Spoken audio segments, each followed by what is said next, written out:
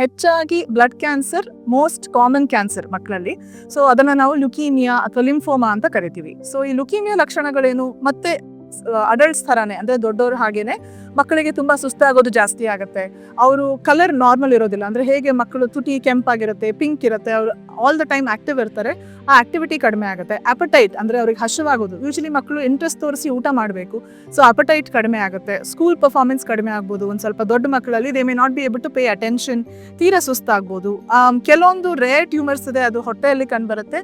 ಆ ರೀತಿ rare tumours ಇದ್ದಾಗ ಹೊಟ್ಟೆ ಉಬ್ರ ಆಗುವಂಥದ್ದು, ಮತ್ತೆ ಪದೇ ಪದೇ ಜ್ವರ ಬರೋದು, ಮತ್ತೆ ತೂಕ ಲಾಸ್ ಆಗೋದು. ಯೂಶಲಿ ಮಕ್ಕಳು ಗ್ರಾಜುಲಿ ಆಸ್ ದೇ ಗ್ರೋ ದೊಡ್ಡವ್ರು ಆಗ್ತಾ ಆಗ್ತಾ ತೂಕ ಗೇನ್ ಆಗಬೇಕು.